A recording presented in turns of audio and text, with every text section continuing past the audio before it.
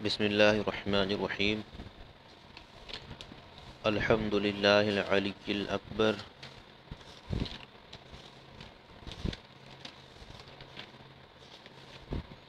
والصلاة والسلام علی النبی الانور سید البشر شفیع المذنبین یوم المحشر وعلی آلہ الاطہر وصحبہ المصابیح الغرر۔ پیارے دوستو،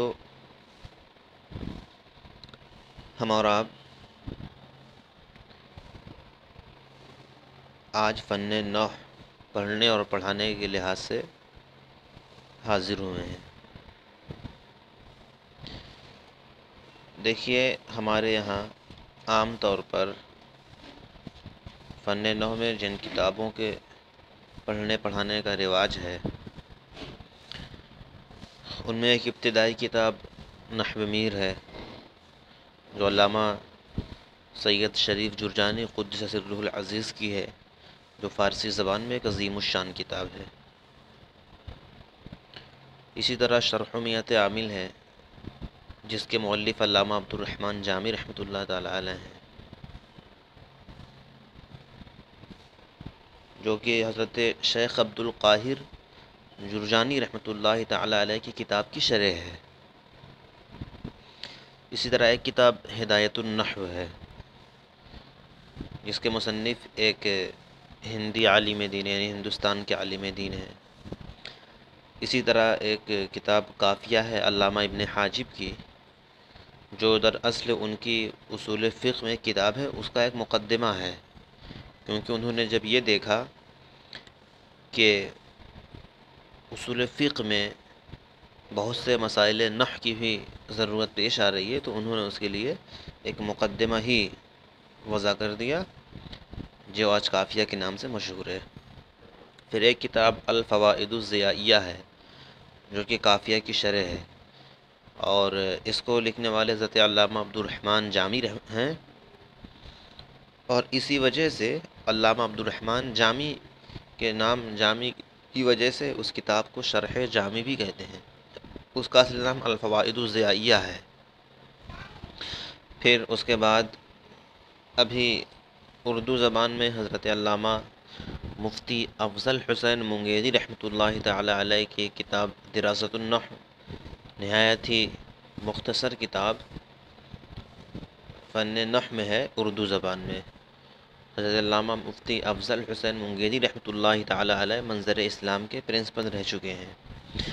پھر ایک بہت ہی عظیم الشان کتاب اردو زبان میں حضرت علامہ مولانا مفتی ساجد علی مصباحی صاحب قبلہ استاذ الجامعۃ الاشرفیہ مبارک پور نے اردو زبان میں لکھی قواعد النحو، جو زیادہ تر نحویر کے مطالب پر مشتمل ہے، ہدایت النحو کے مطالب پر مشتمل ہے، اور الحمدللہ حضرت علامہ مفتی محمد ساجد علی مصباحی صاحب قبلہ استاذ الجامعۃ الاشرفیہ میرے استاذ ہیں، بہت مشفق استاذ ہیں، تو انہوں نے بڑی اچھی کتاب لکھی فن نحو میں۔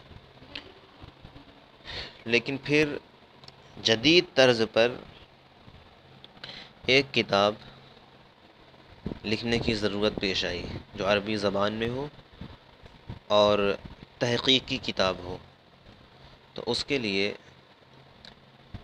حضرت علامہ مفتی محمد نفیس احمد مصباحی صاحب قبلہ شیخ الادب الجامعۃ الاشرفیہ مبارک پور کا انتخاب ہوا، اور آپ نے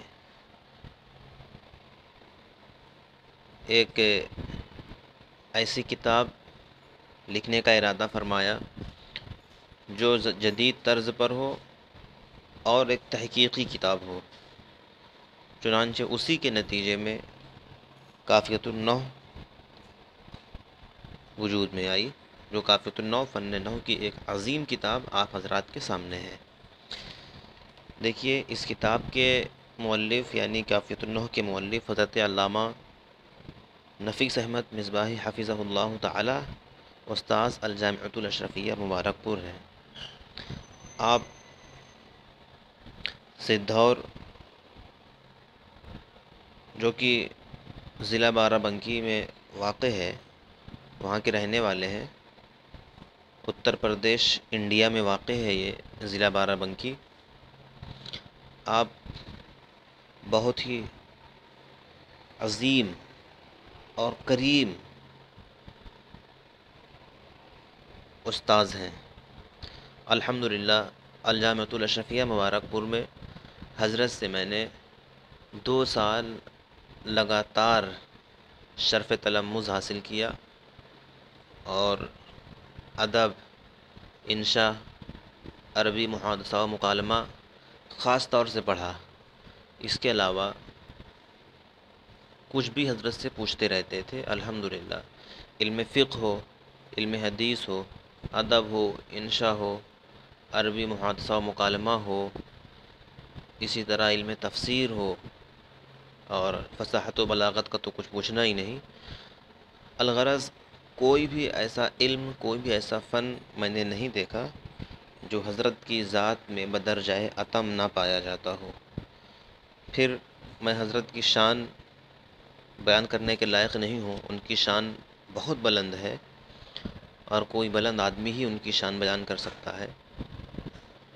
حضرت کی بہت ساری کتابیں ہیں، عربی میں، اردو میں، اور اسی طرح مقالات بہت سارے ہیں، اور ایک اچھے استاذ ہیں، اس میں تو کوئی کلام ہی نہیں ہے، بلکہ حضرت کی ذات محتاج تعارف ہی نہیں ہے اس تعلق سے کہ اس کے بارے میں بیان کیا جائے۔ آپ حضرات خود ان کے بارے میں جان سکتے ہیں۔ حضرت کی بہت ساری عربی میں بھی کتاب ہے، اردو میں بھی کتاب ہے، اور تعلیقات، تحقیقات، کتابوں میں حواشی عربی زبان میں، اس طرح بہت زیادہ آپ کے اس میدان میں بھی کام ہے۔ اسی طرح اردو سے عربی میں ترجمہ، عربی سے اردو میں ترجمہ، اس میں بے شمار کتابیں ہیں آپ کی۔ عربی کی کتابوں میں جیسے کہ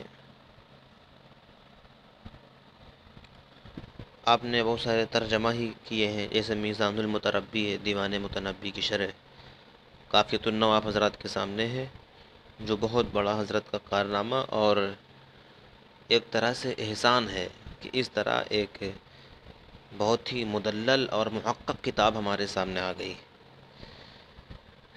اسی طرح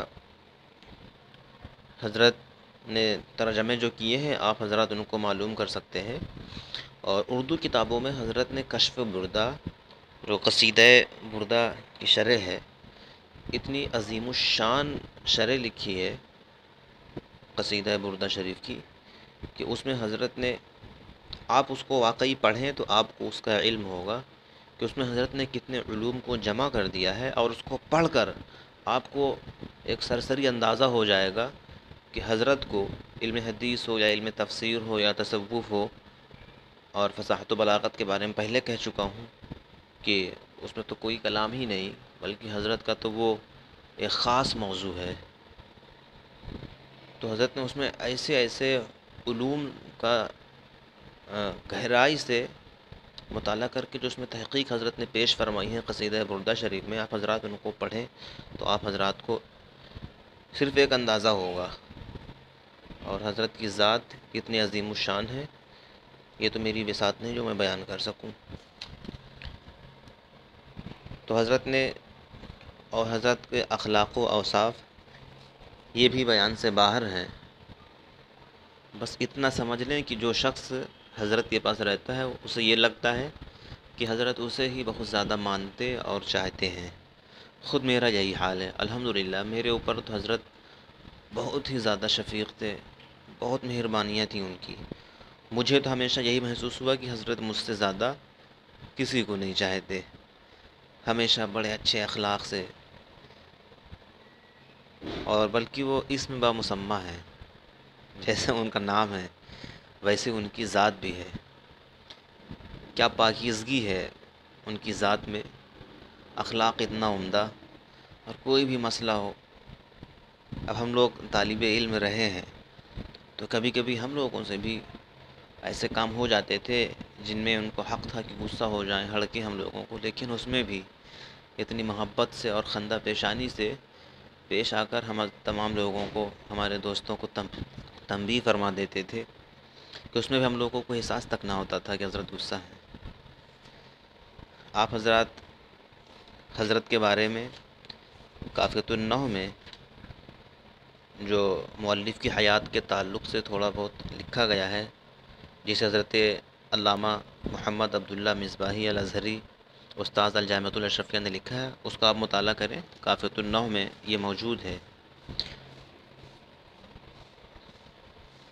کافیۃ النحو کو حضرت مؤلف حفظہ اللہ تعالی نے علامہ جمال الدین ابن حاجب رحمۃ اللہ تعالی علیہ کی کتاب کافیہ کی ترتیب ہی پر مرتب کیا ہے، اور حضرت نے یہ بھی اس میں بتایا کہ میں نے کافیۃ النحو اپنی کتاب کا نام علامہ ابن حاجب کی کتاب کافیہ سے برکت حاصل کرنے کے لیے ہی کافیۃ النحو رکھا، تو آپ حضرات اس کی وجہ تسمیہ بھی جان گئے۔ اور یہ کتاب ایک مقدمہ، 3 قسموں اور ایک خاتمہ پر مشتمل ہے۔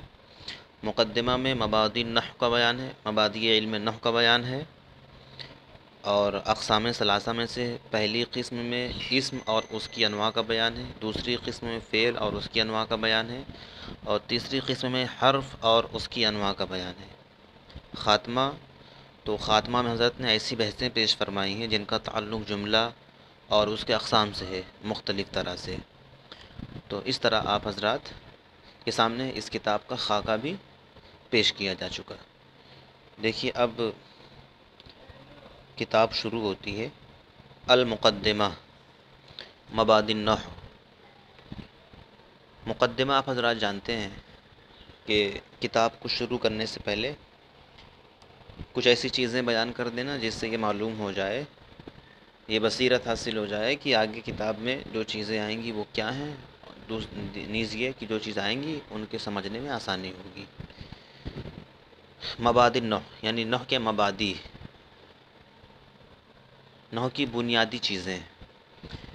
تو حضرت فرماتے ہیں تحتوی المقدمۃ علی 5 فصول، مقدمہ 5 فصلوں پر مشتمل ہے، یعنی مقدمے میں 5 فصلیں ہیں، ہر فصل میں الگ الگ چیزیں بیان فرمائیں گے، اور کہیں کہیں فصل کے تحت اقسام بھی آئیں گی، بحث آئیں گی، اقسام نہیں بحث آئیں گی۔ دیکھیے فرماتے ہیں الفصل الاول اللفظ و اقسامہ، فصل اول میں لفظ اور اس کے اقسام کا بیان فرما رہے ہیں حضرت۔ دیکھیے اب پہلے لفظ کی تعریف کریں گے لغت کے اعتبار سے، اور اس کے بعد کریں گے اصطلاح کے اعتبار سے۔ لغوی معنی کسے کہتے ہیں اور اصطلاحی معنی کسے کہتے ہیں؟ تو لغوی معنی یہ ہے کہ لفظ کا وہ اصلی معنی جو اہل زبان مراد لیتے ہوں اسے لغوی معنی کہتے ہیں، اور اصطلاحی معنی کسے کہتے ہیں؟ لفظ کا وہ معنی جو ماہر زبان یا اہل علاقہ متعین کر لیں اسی کو اصطلاحی معنی کہتے ہیں۔ تو دیکھیے جیسے لفظ کا اللفظ لغتاً الطرح والرمی، یقال اکلت التمرۃ ولفظت النبات ولفظت الرحى الدقیقہ، لفظ لغت کے اعتبار سے کہتے ہیں طرح اور رمی کو، یعنی ڈالنا اور پھینکنا۔ دیکھیے ہم جب بھی کچھ بولتے ہیں تو ظاہر سی بات ہے ہماری آواز نکلتی ہے باہر، تو اس طرح ڈالنا اور پھینکنا ہو گیا۔ تو لفظ کا لغوی معنی ہو گیا ڈالنا اور پھینکنا۔ اب ڈالنا اور پھینکنا کیسے ہوتا ہے؟ دیکھیے بتاتے ہیں مثال سے کہ اکلت التمرۃ ولفظت النبات، میں نے کھجور کھایا اور نبات پر نے گٹھلی، اور گٹھلی پھینک دی یا ڈال دی، مطلب منہ سے باہر نکال دی۔ تو دیکھیے یہاں پہ لفظتو کا معنی کیا ہے؟ ڈالنا پھینکنا۔ تو لغوی معنی کیا ہے؟ ڈالنا پھینکنا ہے، تبھی تو ہم لفظت النبات یہاں پہ یہی کریں گے کہ گٹھلی پھینکا۔ تو لفظ لفظتو لفظ سے مشتق ہے جو، تو معنی کیا ہوا؟ پھینکنا اور ڈالنا۔ اسی طرح لفظت الرحى الدقیقہ، رحا معنی چکی، الدقیق معنی آٹا، تو چکی نے آٹا پھینکا یعنی باہر ڈالا. تو دیکھیے اس طرح سے لغوی معنی آپ حضرات کے سامنے آ گیا. و اصطلاحاً، اب دیکھیے اصطلاحی معنی آپ کے سامنے آ رہا ہے، اور اصطلاح کی تعریف میں بیان کر چکا ہوں.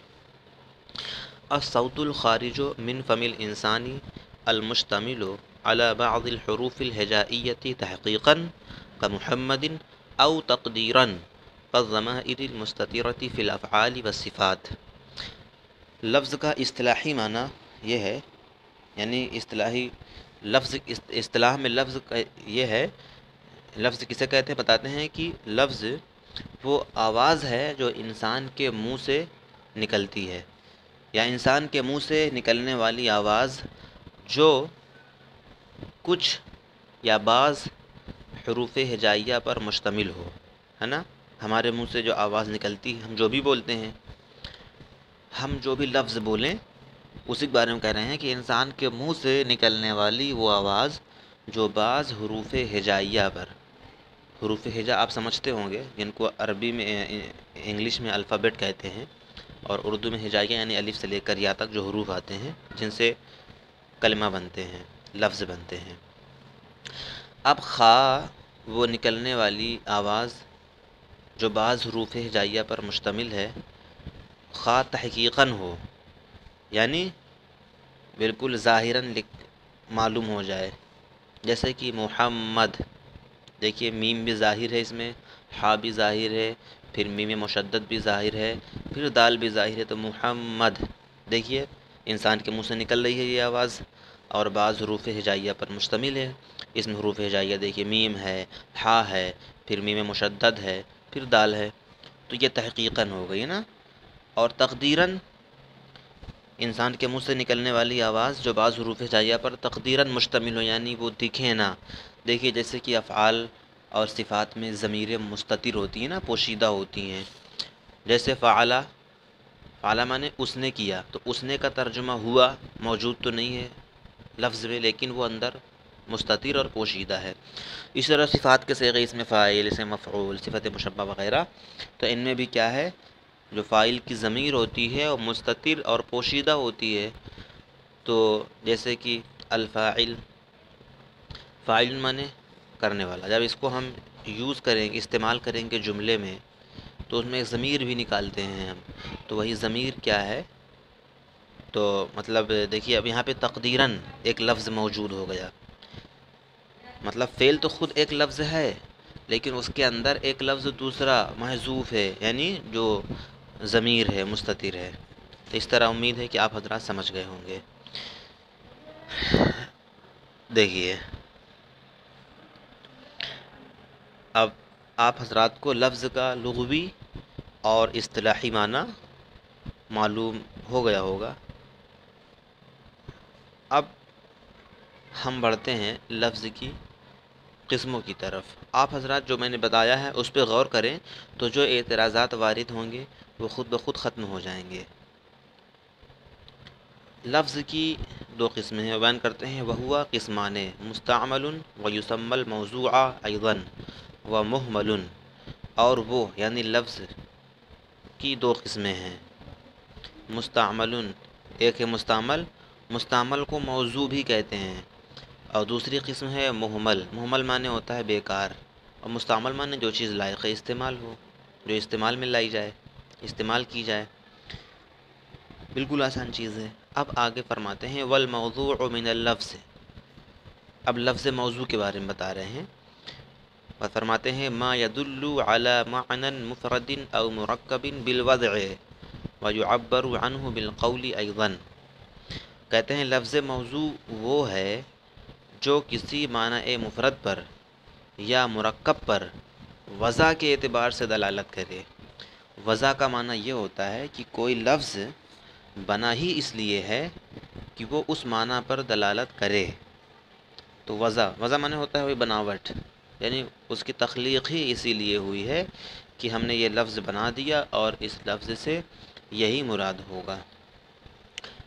اب آگے فرماتے ہیں کہ لفظ موضوع کو یعنی موضوع کو قول بھی کہتے ہیں. ہو گئے ضرور. اب کوئی بھی لفظ ہو، آپ کوئی بھی لفظ وضع کریں اور کہیں اس سے وہی مراد ہوگا. مثلاً جیسے کہ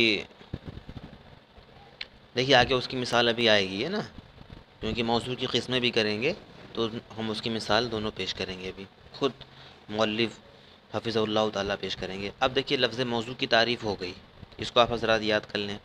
اب لفظ محمل کی تعریف آتی ہے، فرماتے ہیں والمحمل منہو، منہو یعنی من اللفظ، لفظ محمل ما لم يدل علیہ بالوضع، لفظ محمل وہ ہے جو اس پر یعنی معنی مفرد یا مرکب پر وضع کے اعتبار سے دلالت نہ کرے، یعنی وہ وضع نہ کیا گیا ہو۔ جیسے لجر، یہ رجل کا مقلوب ہے، رجل کا الٹا کر دیا تو لجر ہو گیا، اس کا کوئی معنی نہیں ہے، دیکھیے محمل یعنی بیکار ہے یہ، لجر کی وضع ہی نہیں ہوئی کسی معنی پر دلالت کرنے کے لیے، تو تعریف کے مطابق ہو گیا نا کہ جو وضع کے اعتبار سے کسی معنی پر دلالت نہ کرے تو اس کی وضع ہوئی ہی نہیں ہے، کسی معنی پر دلالت کرنے کے لیے وضع نہیں ہوئی، اس لیے یہ محمل ہے۔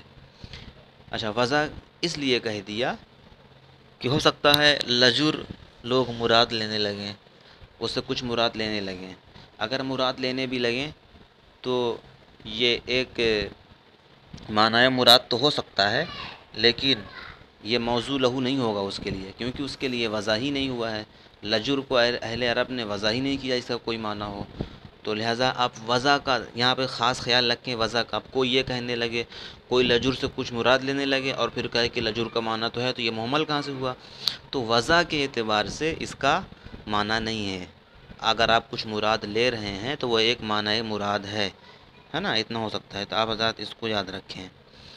اسی طرح طیبن، بیت کا مقلوب، اس کا کوئی معنی نہیں ہے، اسی طرح دیزن، زید کا مقلوب، اس کا کوئی معنی نہیں ہے، تو آپ حضرات دیکھیں جیسے ہم لوگ اردو میں بولتے ہیں روٹی بوٹی، تو روٹی کا معنی ہے، بوٹی کا کوئی معنی نہیں، اسی طرح ہم لوگ بولتے ہیں پانی وانی، پانی کا تو معنی ہے، وانی کا کوئی معنی نہیں، تو لہٰذا یہ ہوا محمل کا معنی۔ دیکھیے اب محمل ہے جو بیکار ہے، جس کا کوئی معنی نہیں، تو اس سے تو ہم بحث نہیں کریں گے، کیونکہ اچھے لوگ اچھی چیزوں سے بحث کرتے ہیں، تو اب جو ہے موضوع سے بحث کرتے ہیں اور اب موضوع کی قسمیں بیان کرتے ہیں، تو فرماتے ہیں وَيَنْقَسِمُ اللَّفْظُ الْمَوْضُوعُ إِلَىٰ قِسْمَيْنِ، مفرد مرکب، اس کو آپ مفردن مرکبن بھی پڑھ سکتے ہیں، مفرد مرکبن پڑھیں گے تو اس صورت میں نکالیں گے ہما مفرد مرکبن، مبتدا نکالیں گے تو یہ خبر ہو جائیں گے، اور اگر قسمین سے بدل مانے تو پھر جو مبدل من ہوگا اعراب، یعنی قسمین حالت جر میں ہے، الا حرف جار کا مجرور ہو کر، تو اسی طرح یہ بھی مجرور ہو جائیں گے۔ فرماتے ہیں لفظ موضوع کی دو قسمیں ہیں، ایک ہے مفرد اور دوسری ہے مرکب۔ آپ حضرات لفظ ہی سے معنی سمجھ گئے ہوں گے، مفرد جو تنہا ہو، مرکب جو ایک سے زیادہ سے مل کر بنا ہو، اب لیکن وہ تعریف کر رہے ہیں، دیکھیے فرماتے ہیں فالمفرد ما لا يدل جزءه على جزء معناه كالرجل، فالراء والجيم واللام لا تدل اذا افردت على شيء مما تدل عليه كلمة رجل التي تجمعها وهو المسمى بالكلمة عند النحاة۔ فرماتے ہیں مفرد وہ لفظ ہے، وہ لفظ موضوع ہے جس کا جز اس کے معنی کے جز پر دلالت نہ کرے۔ دیکھیے ایک لفظ ہے تو ایک اس کا معنی ہوگا، تو لفظ کے بھی جز ہوں گے تو اس کے معنی کے بھی جز ہوں گے، تو لفظ مفرد کے اجزاء جو ہوں گے وہ اپنے معنی کے اجزاء پر دلالت نہیں کریں گے، بلکہ لفظ مفرد پورا مراد لیا جائے گا اور اس کا پورا معنی مراد لیا جائے گا۔ مثلا ایک ہے لفظ زید، مفرد ہے، مرکب نہیں ہے یہ، ہے نا، کیونکہ ایک لفظ ہی تنہا لفظ ہے یہ، تو دیکھیے یہ ایک مفرد لفظ ہے جو زا یا اور دال سے مل کر بنا ہوا ہے، اور اس کا معنی مطلب وہی ذات جس کے لیے ہم بولتے ہیں، ایک شخص جس کی ذات جس کے لیے ہم نے یہ نام وضع کیا ہے نا، تو اب ایسا نہیں ہو سکتا کہ لفظ مفرد کا جو جز ہے، ایک جز کیا ہے زا، دوسرا جز کیا ہے یا، تیسرا جز ہے دال، تب کوئی یہ سوچے کہ لفظ حرف زا کی دلالت ہو رہی ہے اس کے سر پر، اور اس کی یا کی دلالت ہو رہی ہے اس کے گردن سے لے کے ناف تک کے جسم پر، اور دال کی دلالت ہو رہی ہے ناف سے لے کر پیر تک جو حصہ ہے اس پر، تو ایسا نہیں ہو سکتا۔ اس کے جز کی دلالت یعنی مفرد کے جز کی دلالت اس کے معنی کے جز پر نہیں ہوتی ہے، بلکہ پورا زید آپ بولیں گے اور پوری ذات زید سر سے پیر تک جو ہے وہ پوری ذات مراد لیں گے، تو وہی معنی ہے کہ اس کا جز یعنی لفظ مفرد کا جو جز ہے، یعنی جیسے کہ ایک جز زا ہے، ایک جز یا ہے، ایک جز دال ہے، تو یہ اس کے معنی کے جز پر دلالت نہیں کریں گے۔ تو اسی کو سمجھا رہے ہیں کر رجل، جیسے کہ لفظ رجل مفرد ہے یہ، تو را، تو اس میں را ہے پہلا حرف، جز ہو گیا جو اس کا، دوسرا حرف اس میں جیم ہے جو اس کا دوسرا جز ہو گیا، تیسرا حرف اس میں لام ہے جو اس کا تیسرا جز ہو گیا۔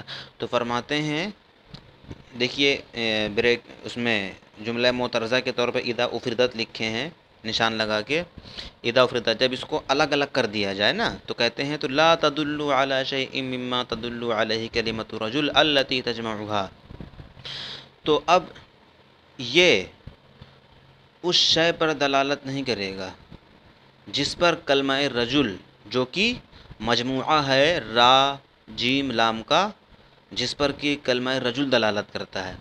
اب را کی دلالت کوئی کہے کہ صرف سر پہ ہو جائے، جیم کی دلالت آدھے دھڑ پہ ہو جائے بیچ والے حصے پہ، اور لام کی دلالت نیچے کے حصے پہ ہو جاتا ہے، ایسا نہیں ہو سکتا ہے۔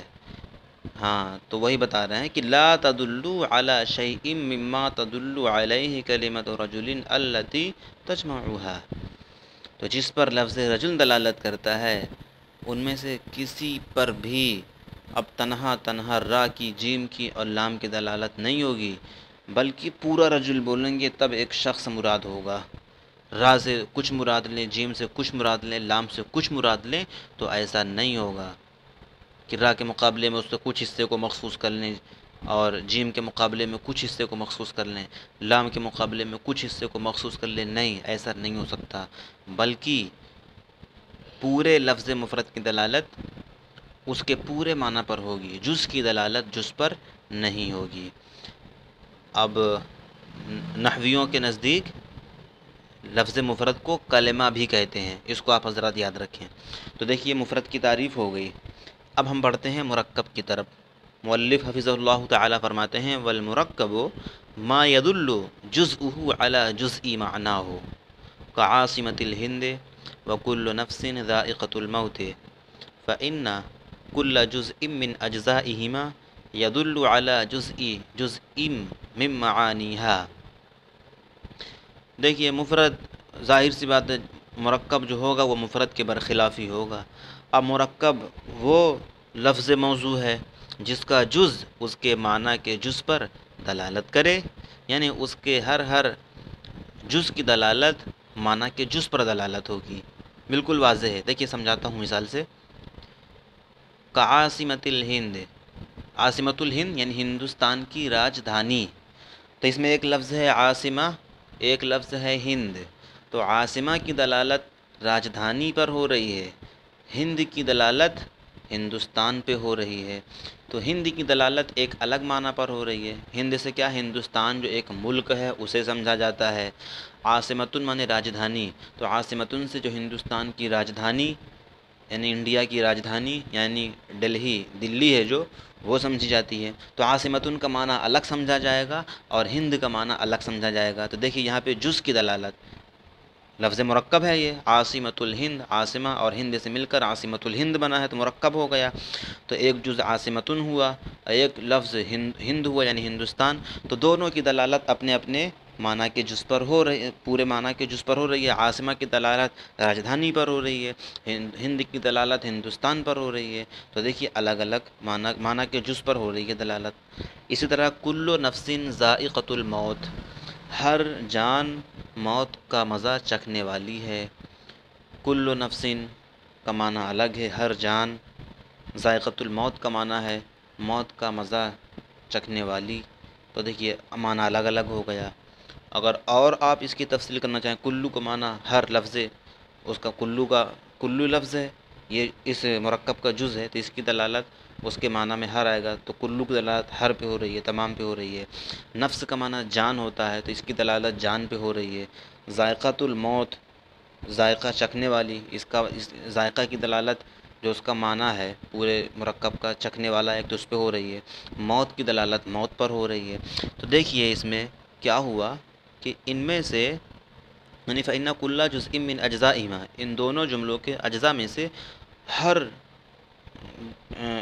ان دونوں جملوں کا ہر جز